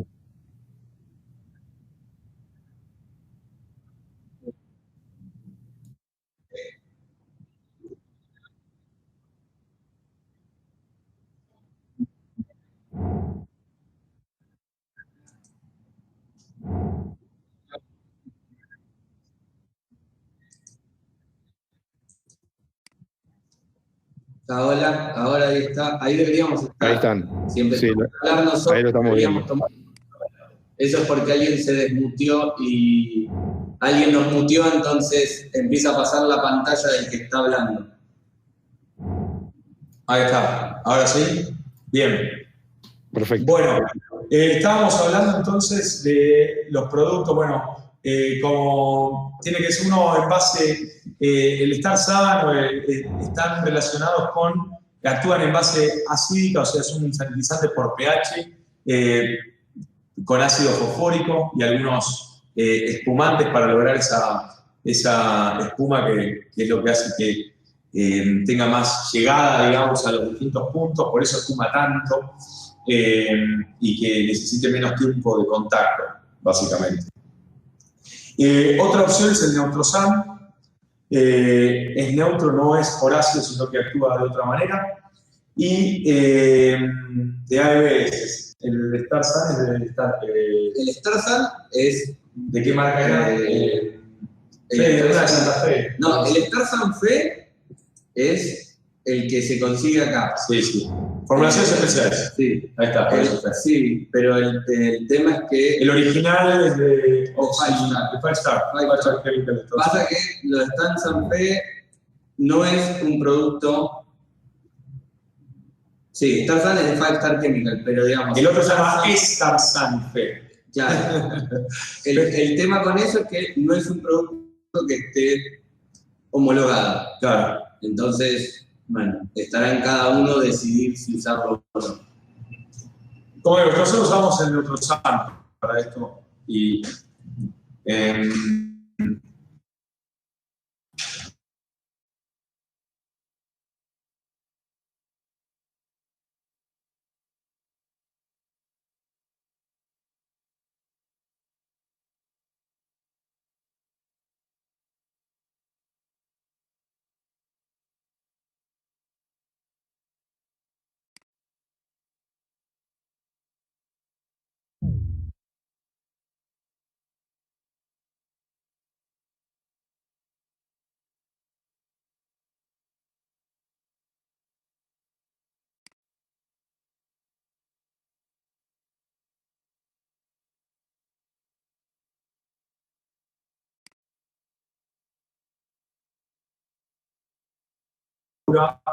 en su etapa, la va a absorber la levadura durante la fermentación. El Neutrosan no hace espuma, que a nivel microoxigenado, no, pero sí a nivel microbiológico. Entonces tenemos que tener cuidado. Cuando agregamos oxígeno, tenemos un filtro estéril entre el tanque de oxígeno y la piedra carbonatadora. Se reemplaza ese filtro estéril, cosa a tener en cuenta porque el oxígeno puede venir con alguna carga microbiana. La inoculación de la leva a nivel oxígeno no nos importa. Ideal. En línea, si hacemos en línea, acordémonos de hacer un sitio efectivo en el lugar de entrada de la manera que deje conectado a la línea, no se conecta después, le tira un poquitito de alcohol y listo. Eso no es efectivo. Sí, simple de vuelta en el lugar. Importantísimo, hay que intentar hacer ese dry hop no en el madurado, sino en los últimos puntos de fermentación.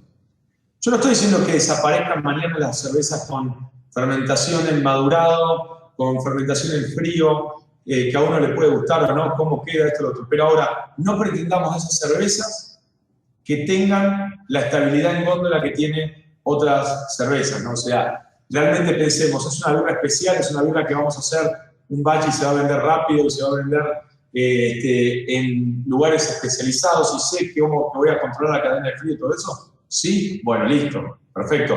A esa cerveza hacerle un dry hop en madurado, si querés, en frío, pero cervezas que son de línea, cervezas que van a estar, uno vaya a saber dónde, o sea, uno va a intentar controlar lo mayor posible la cadena de distribución, pero no siempre se puede. Y bueno, esa cerveza, por lo menos, hagamos el dry hop no más tarde que los últimos puntos de fermentación, o si lo hacemos por arriba al dry hop, hacer por lo menos presión positiva de CO2 dentro del tanque a medida que uno va metiendo los lúpulos, si es posible, uso de tecnología apropiada que permita disminuir el ingreso de oxígeno, como puede ser un hop doser, un tanque para meterle slurry, y ya que vamos a empezar a usar tecnología distinta, tenemos que empezar a pensar que esta tecnología distinta también para el lado microbiológico le tenemos que hacer el SIP de una manera efectiva y en el lugar donde va a ser usada.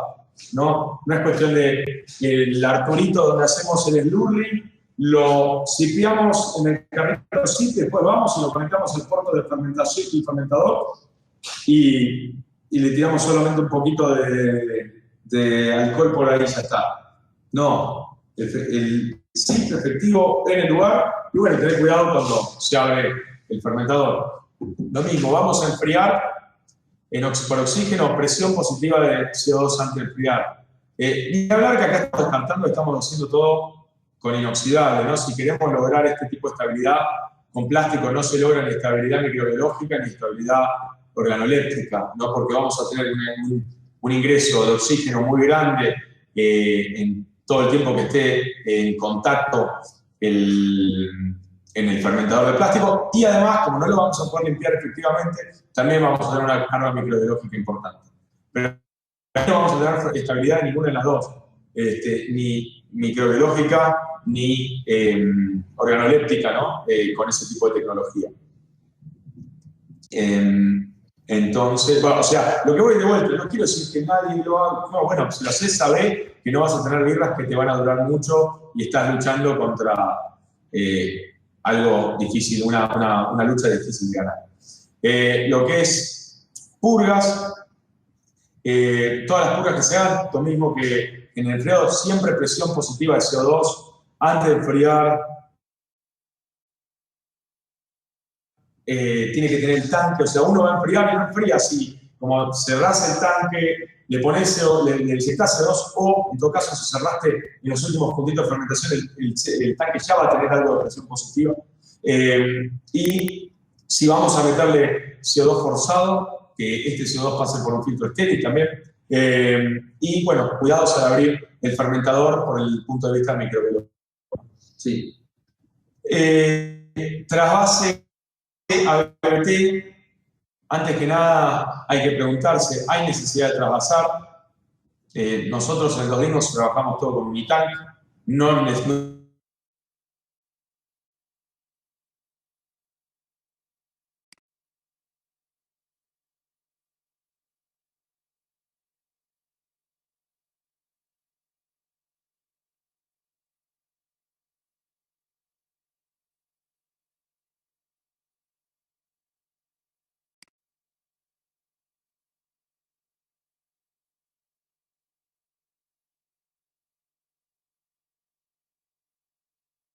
microbiológico, lo mismo, la línea de llenado entre un tanque y el otro, un SIP efectivo de boca a boca del fermentador al BBT, por ejemplo.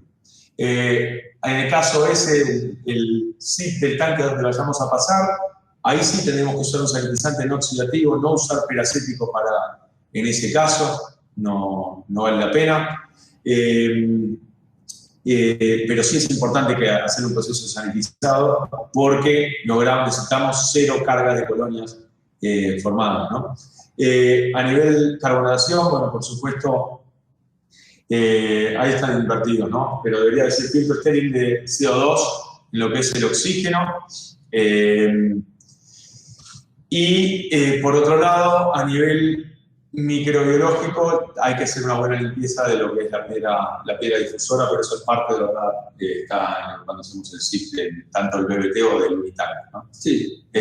La SIP de línea de envasado, de vuelta, todo lo que es a partir de ahora, siempre usamos un analizante no oxidativo y siempre que hacemos SIP, va a ser el SIP de puerta a puerta, o sea, hasta el punto final, no en la línea y después se desconecta, se abre un clamp. No se abre más el clamp. Una vez que se abre el SIP, el clamp no se abre más.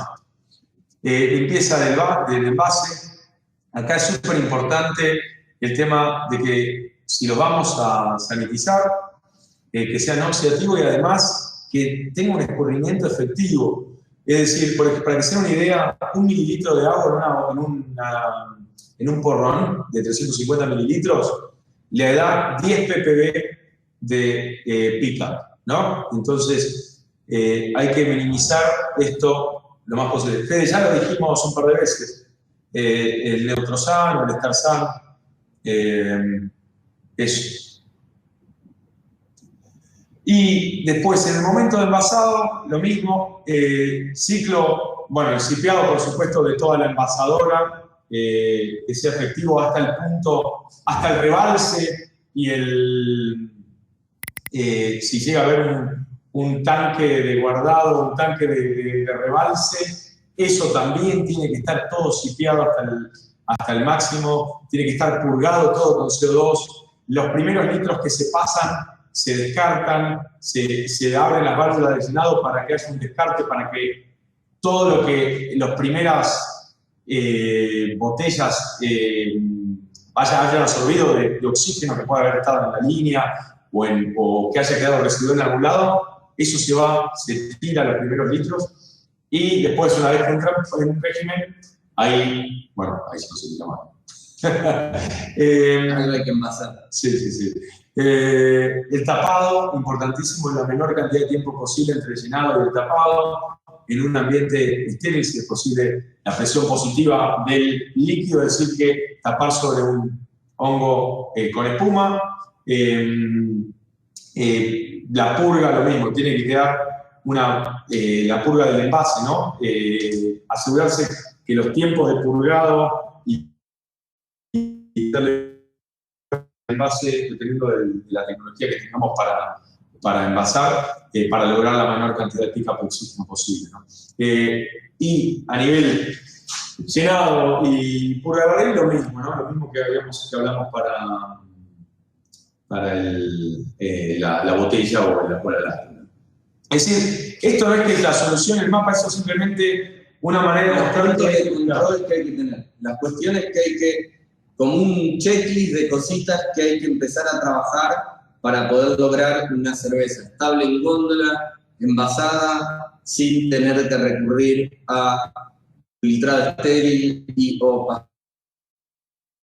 pasteurización. Claro, es como ven, es un tema de cada parte del proceso, cada astatería, cada clamp, cada piecita de todo el proceso, analizarla con un ojo crítico. Esto tiene o no que estar ahí, estoy limpiando bien, lo estoy purgando bien. Cada punto de contacto, cada punto donde puede llegar a haber un problema. Es mirar con un ojo crítico todos estos puntos del sistema para... ¿cómo se llama? Para minimizar tanto lo que es el pick-up de oxígeno como el pick-up microbiológico. Como dijimos antes, se logran cervezas sin filtrar y sin pasteurizar estables en góndola. Es un tema de hacer el análisis de proceso y tener el equipamiento adecuado para que esto pase. Con respecto a la pregunta de Juli, ¿qué análisis microbiológico usamos y qué medio de cultivos? Es para otra charla. Después, si querés, mandamos un mail y lo hablamos en más detalle, pero no, digamos, no vamos a entrar en profundidad de eso. Y después la pregunta de Lucas. Lico dice, ¿se puede sanitizar tranquilamente un filtro de plagas? Sí, no, o sea, no entiendo la pregunta. Sí. Perdón, Lucas, si querés aclarar la pregunta o levantar la mano para que te demos para hablar. No. Bueno, seguimos. Bueno. ¿Cuál sería la mejor manera de sanitizarlo? Está bien. La verdad que no va a depender de cómo sea hay que ver la tecnología que tenés, cómo es el filtro, cómo está armado. Claro. Es difícil ser, ¿cómo decirlo? Dar una receta. Sí, dar una receta para eso. La idea es entender que tenemos que asegurarnos que esté bien sanitizado.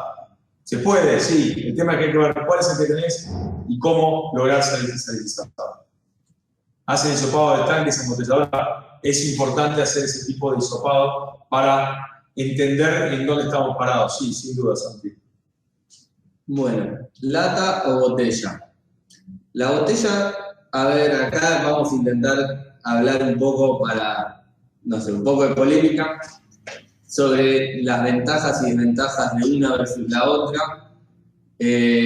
Una cosa que es claro es que la botella tenés menor superficie expuesta entre la etapa de que terminás el llenado de la botella y que la cerrás efectivamente, con lo cual menor superficie expuesta, es más fácil controlar el ingreso de oxígeno. La botella es una tecnología vieja, hay mayor conocimiento del mercado, hay mayor difusión de soluciones con tecnología de calidad a menor costo. Esto es como dos grandes pros que tiene la botella.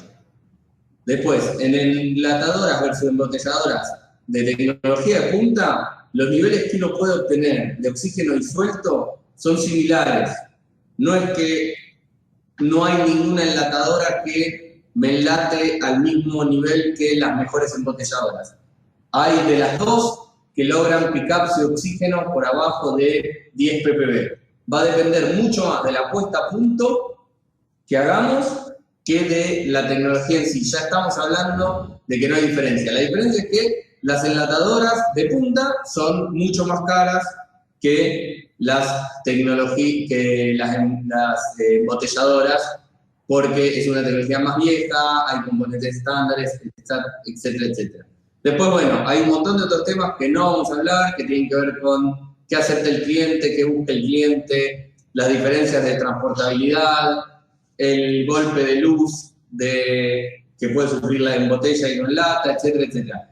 Eso estará en cada uno que medio decide. Sí es interesante saber que a un determinado presupuesto ajustado es mucho más probable poder conseguir una embotelladora con buenos niveles, o sea, que con menor cantidad de oxígeno que una enlatadora de ese mismo precio, como regla general. Digamos. Sí. Ahora, después, a nivel tecnología, la lata, o sea, es decir, al mismo presupuesto probablemente tengamos una embotelladora mejor que una lata y después la botella va a envejecer peor que la lata. En sí, ¿no? Pero por eso es difícil. Por eso, esto como lo dejamos como cada uno, simplemente algunos puntos que queríamos mencionar.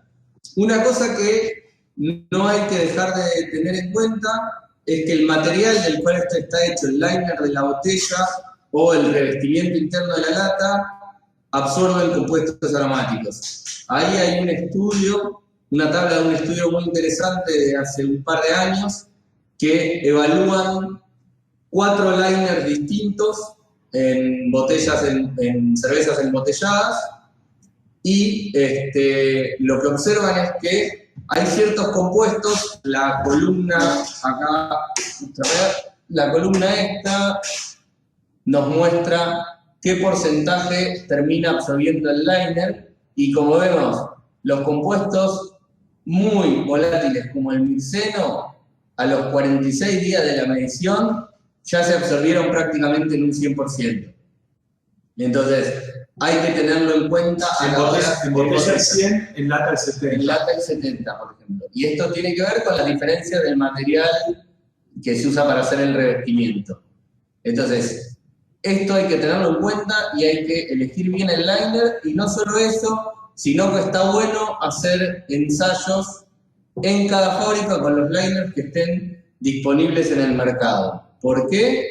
Porque vemos un poco acá en el gráfico de la derecha del mismo trabajo, acá tenemos los 4 liners que usaron para cada uno de los distintos compuestos, y lo que vemos es que los liners que tienen o captura de oxígeno o barrera de oxígeno, depende cómo cada uno lo llame, a pesar de ser de 2 materiales distintos, los compuestos más volátiles, más polares, tienden a ser absorbidos menos polares, tienden a ser absorbidos en mayor proporción en el liner.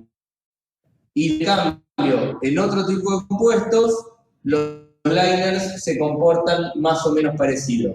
Estos primeros dos, el rayado y el blanco sólido, son 2 liners de la misma tecnología, de LDPE, pero de distinta marca. Esto es muy difícil encontrar información para el liner específico que uno pueda comprar, y de hecho yo no le creería ningún material de marketing que me mande ningún proveedor.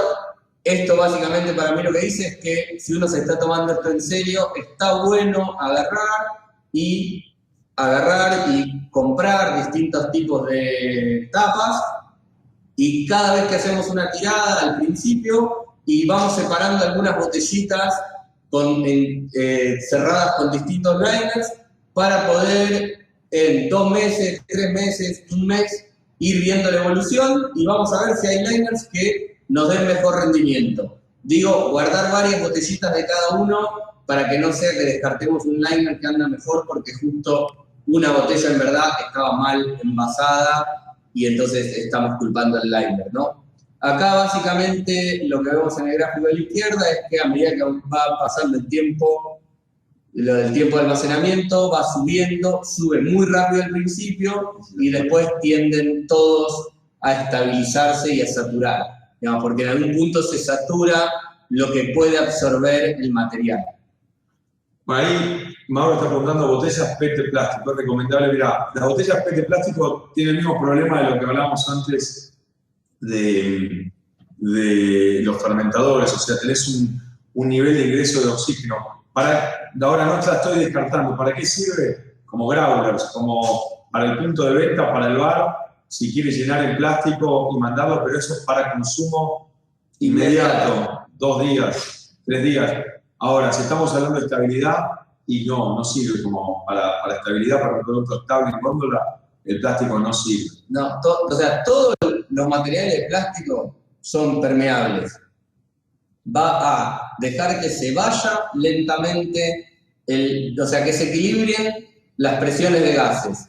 Entonces, lentamente se va a ir yendo el gas del CO2, se va a ir yendo de la birra y va a pasar al ambiente, y viceversa. El oxígeno, que hay más proporción afuera que adentro, va a empezar a difundirse dentro del plástico, a través del plástico. Entonces, no es un envase pensado para eso. Lo cual no quiere decir que no se puede usar para llenarle a alguien una botella, un growler bien llenado, que el chabón se va a tomar esa noche, en 2 horas o al día siguiente. Pero no es un envase para góndola, digamos. No para la cerveza. Pablo pregunta de la exportación. Bueno, en 2 días hacemos porrones de 3.55, Pablo. Así que eso fue lo que exportamos. La desplazamos. Bueno. Y ahora la pregunta clave, porque pueden haber un montón de cosas súper técnicas que se pueden hacer, pero la cosa más importante para arrancar todo y de muy bajo costo es ¿tenemos problemas de estabilidad o no? Porque antes de empezar a meterse en la fábrica y cambiar todo, podemos hacer un ensayo, ¿no?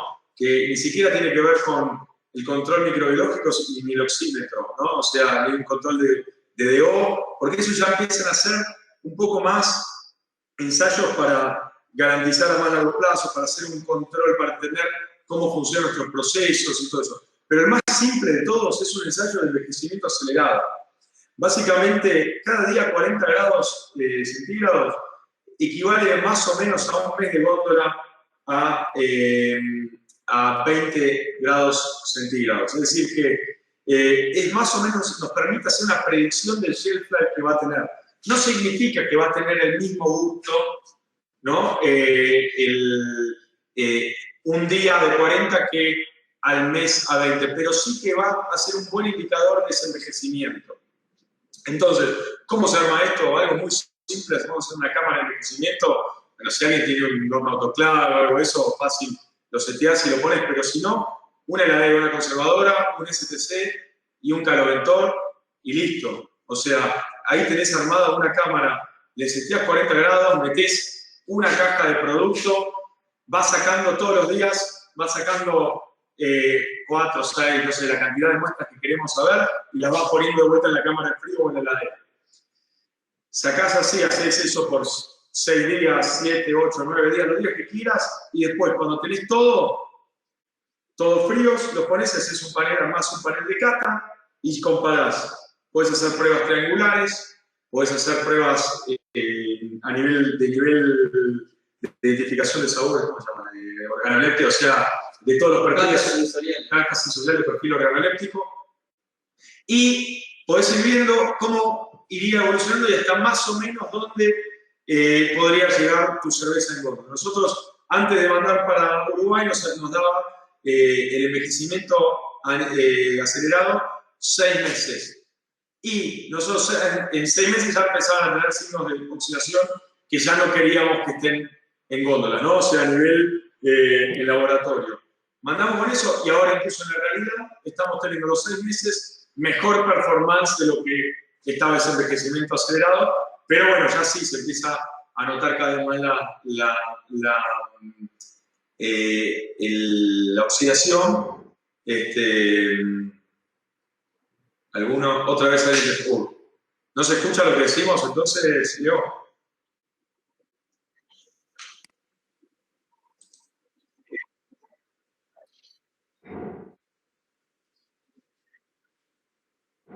Bueno, es que si a alguien se le fue la pantalla, tiene que apretar los 4 cuadraditos estos que están abajo a la derecha y buscarlos de nuevo.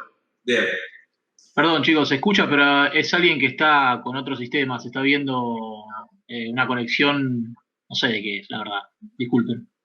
Está bien. A ver, No sé. a ver si le podemos.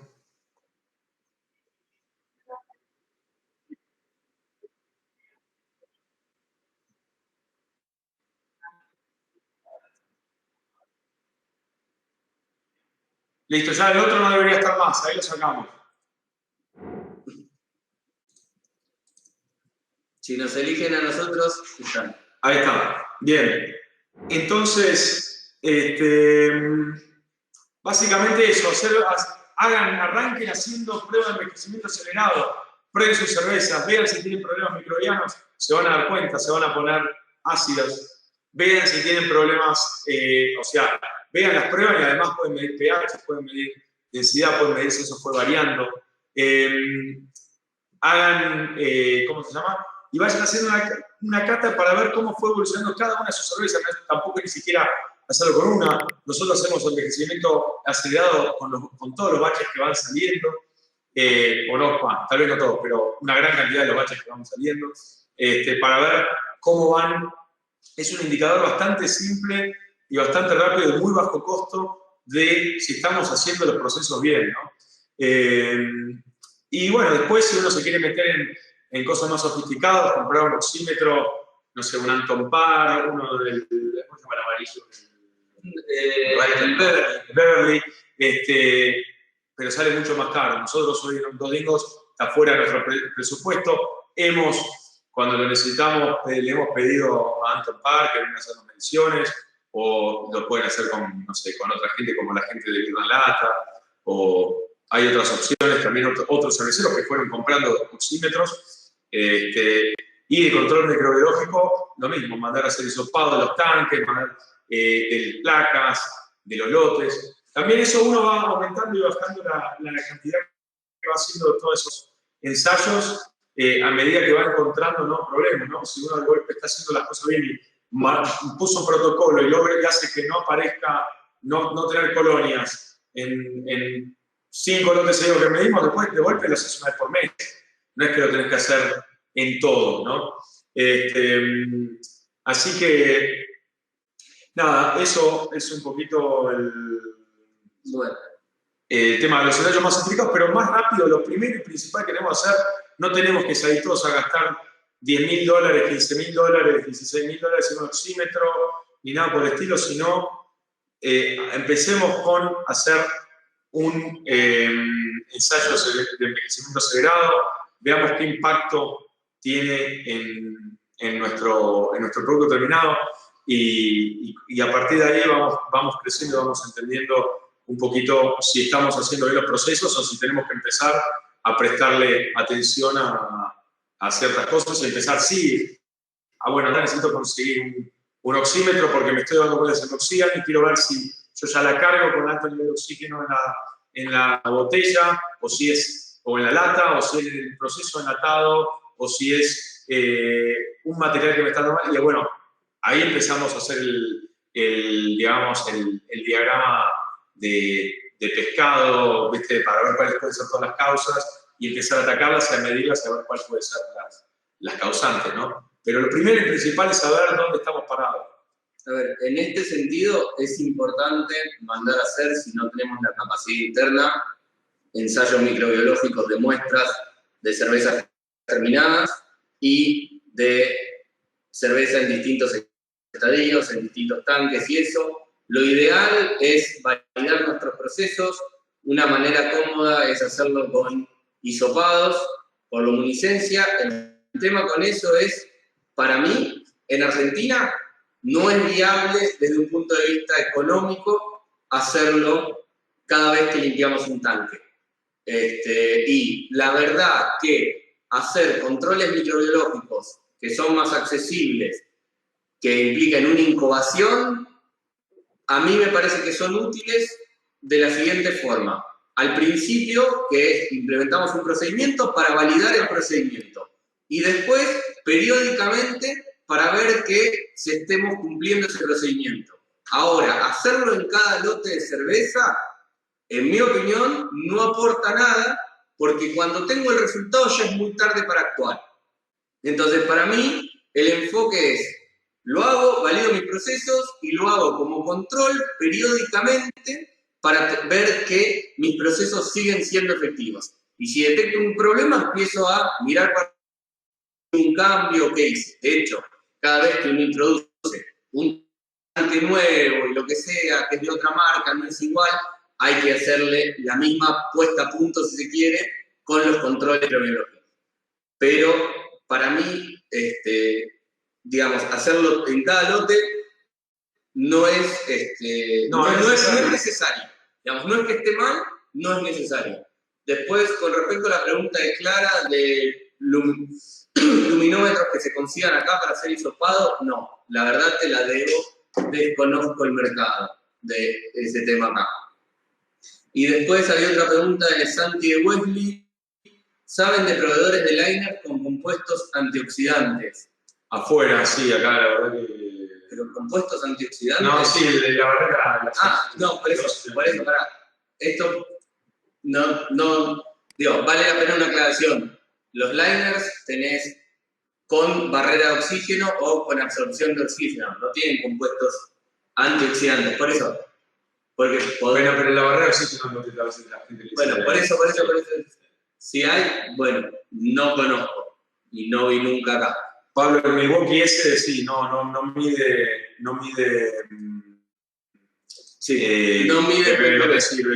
Normalmente los más usados para esto es el Huffmans, uno amarillo alemán, el Anton Par, el Seabox, por ejemplo, el Hatch, y el Hamilton Beverly. Esos son los, por lo menos yo estando afuera, 4 que más veías en todas las cervecerías. Sí, son los más accesibles. Sí. Después, menos que esto no te va a servir para medir oxígeno en cerveza final, terminada. Claro. O sea, el Milwaukee te sirve para medir tu oxigenación pre-inoculación de levadura.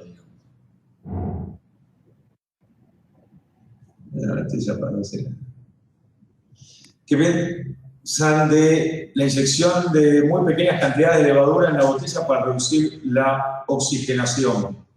La verdad que eso no vi ningún paper al respecto, no sé cómo está funcionando, no sé si hay realmente evidencia sustancial o algo que vacapee ese pensamiento o no. Lo que sí sé es que, bueno, toda la gente que hace acondicionamiento de botella no tiene necesidad o no tiene el mismo problema de oxigenación o tal vez de otra manera no tiene la misma preocupación por la oxigenación porque parte de cualquier tipo de oxígeno que se le puede agregar al envase en el momento de llenado lo va a absorber esa levadura cuando haga la fermentación, la refermentación para la carbonatación. Pero estás hablando de algo distinto ahí cuando hablas. Sí, o sea, básicamente lo que y Cormac lo que está diciendo es ya se introduce una pequeña cantidad de levadura cuyo objetivo es que consuma cualquier nivel de cualquier oxígeno que ingresó durante el proceso de embotellado. Famosamente, los que hacen esto es Sierra Nevada en Estados Unidos. Supongo que habrá otros, pero ¿Sierra tiene refermentación en botella? No lo tienen. No. Hacen isobárico y los últimos puntitos lo hacen con refermentación en botella. Y justamente la teoría es esa. Pero dejan azúcar, o sea, le agregan azúcar para que la fermente esta levadura. Si no, levadura y es un poquito de azúcar. Sí. Ok. A ver, lo que a mí, mi opinión con respecto a eso es que esa acción que vas a hacer sobre te tenés que asegurar de que esa inoculación la puedas hacer de una manera que no adicione oxígeno. Digamos, para eso lo tendrías que hacer. Tengo esa lista a ser envasada. Tengo que agregar todo, porque en una botella vos no podés hacer algo que no agregue, que dosifique ahí. Si no, tendrías que hacer una línea que además tenga otro inyector, además del inyector con el cual bajás la cerveza. Con lo cual, lo más probable es que en el tanque, ya sea el Unitank o el BBT, antes de ir al llenado. Estás agregando y vas a tener que agregar un poco de azúcar y levadura. Vas a tener que asegurarte que ese proceso no agregue más oxígeno disuelto que el que estás queriendo contrarrestar por tu envasado. Vas a querer que ese proceso sea higiénico. Y además vas a querer que sea homogéneo. Exactamente. Con lo cual vas a tener que encontrar una manera de mezclar. Mezclar de una manera que no introduzca oxígeno es complicado. Vas a necesitar una bomba peristáltica para poder mover todo el líquido. Sí, yo lo entiendo. Eso es lo que dice. Yo entiendo, y eso es lo que dice la teoría. La teoría dice agregar leva para esto. Lo que yo estoy diciendo es que, en mi opinión, lo que va a terminar sucediendo es que tu manipuleo va a introducir más oxígeno de lo que la levadura, de lo que vos estás queriendo prevenir que se consuma con la levadura. No sé si se entiende. O sea, básicamente es, yo envasaba y tengo tanto oxígeno. Bueno, mi manera de intentar resolver eso es agregando levadura para que lo consuma. Bueno, para mí vas a agregar más de lo que estás queriendo contrarrestar. Sí. Y además tiene sentido lo que dice Raclub, que eso también potencialmente te puede generar algo de ese estilo. Sí, pero igual ponele que son pones una cámara de madurado. sí, igual son cantidades tan pequeñas que Sí. no debería. Pero, por ejemplo, sí o sí vas a tener que pasar, como decías, por una cámara de madurado. Vas a tener que poner la cerveza a mayor temperatura. Para mí es una técnica que no digo que no pueda andar, pero tenés que ser Sierra Nevada para que te funcione. Le debe parecer yo que sí, puede ser una estufa de incubación. La clave es que puedas mantener 40 grados estable durante una semana, el tiempo que sea necesario, ¿no? Una estufa de incubación anda bárbaro para eso. El que no tiene una estufa de incubación puede agarrar una conservadora o una heladera vieja, meterle un caloventor, meterle una placa difusora y con un DSTC o un controlador de temperatura que le dé que vaya manejando las fluctuaciones. Pero si tienes una incubadora, 1000 veces mejor, ¿no? Y la clave es también poder poner suficiente producto para cada día sacar varias botellas cada día, no una sola. Porque lo mismo puede pasar, si vos sacaste una sola, tal vez era que esa botella estaba mal, esa lata estaba mal. Entonces vos, tu día, no sé, ponés 24, cada día sacas 4. 4 el primero, el segundo, el tercero, y después, cuando la sacaste, la mandás directamente a la heladera o a la cámara de frío tipo de envejecimiento posterior a eso. Poner bombas para trasvasar del fermentador orbital, para tener que usar peristáltica o algunas bombas de hélice muchísimo más caro que tienen sellos que te garantizan baja incorporación de oxígeno. Impellers también flexibles. Sí. Sí.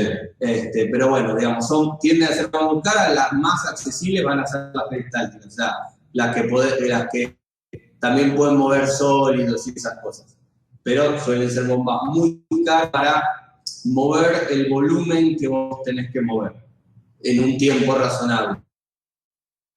¿El transporte afecta el producto? Sí, el transporte puede llegar a afectarlo. Por ejemplo, las botellas con mucha vibración puede llegar a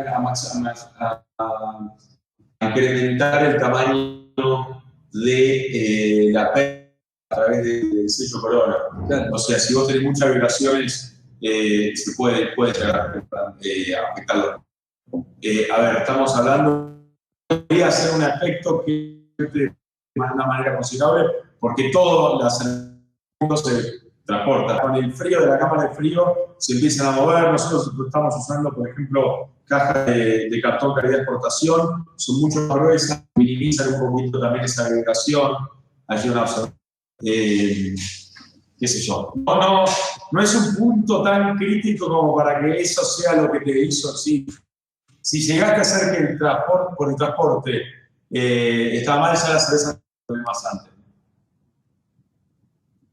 Bueno, creo que ahí vamos cerrando.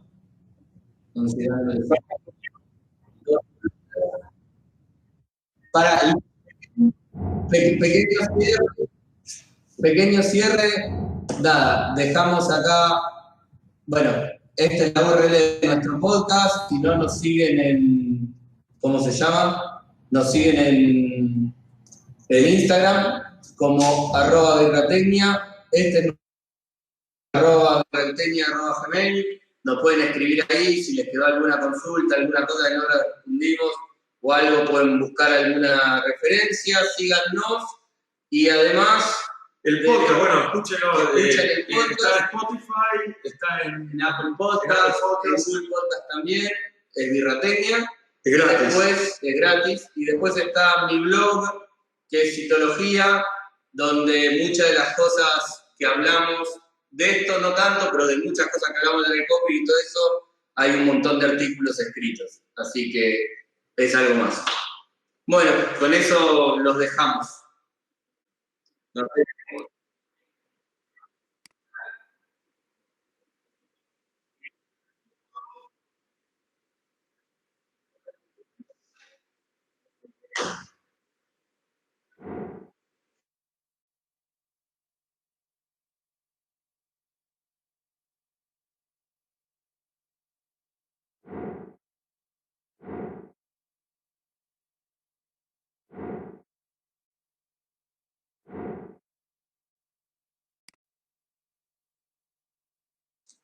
Gracias a vos, Fede, y gracias a todos por el espacio y por escucharnos un rato. Y vamos a seguir metiéndole que de este quilombo, de esta pesadilla de pandemia, seguimos todos juntos.